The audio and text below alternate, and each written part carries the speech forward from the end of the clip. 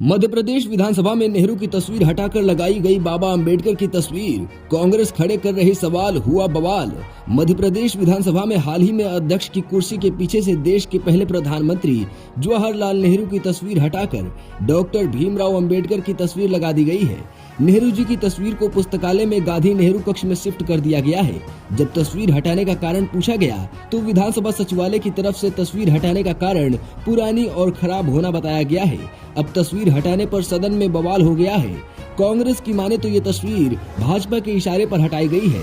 कांग्रेस के नेता नेहरू की तस्वीर को दोबारा लगाने की मांग कर रहे हैं। कांग्रेस ने तस्वीर हटाने को देश के पहले प्रधानमंत्री का अपमान बताया है। राजनीतिक जानकार इसे भाजपा का आगामी लोकसभा चुनाव से पहले मास्टर स्ट्रोक बता रहे हैं। भाजपा की रणनीति बाबा साहब को अपना बनाकर दलितों को साधना है। अभी तक के चुनाव में अनुसूचित जाति का वोट बसपा को जाता रहा है, लेकिन उसके कमजोर पड़ने पर ये वोट कांग्रेस की तरफ शिफ्ट हो जाता है। इस बार विधानसभा चुनाव में भाजपा को आदिवासी वोटरों का जबरदस्त साथ मिला है। अब पार्टी दलित वोटरों को अपने पास से छिटकने नहीं देना चाहती है। इसी रणनीति के तहत भाजपा ने बाबा साहब अंबेडकर को आगे कर दिया है।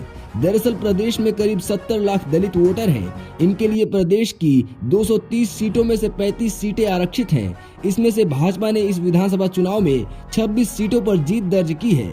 इसमें से भी 20 सीटों पर पार्टी को 50% से अधिक वोट शेयर मिला है।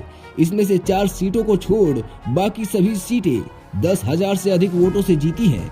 पार्टी अब इस वोट को लोकसभा चुनाव में भी अपने साथ जोड़े रखना चाहती है, ताकि प्रदेश की 29 लोकसभा सीटों पर बड़े मार्जिन से जीत हासिल कर सके। अभी भाजपा के पास छिंदवाड़ा को छोड़ 28 लोकसभा सीटें हैं। भाजपा ने आदिवासी वोटरों को साधने के लिए विधानसभा चुनाव से 2 साल पहले ही तैयारी शुरू कर दी थी। इसके लिए जबलपुर से लेकर भोपाल तक कई बड़े आयोजन किए गए।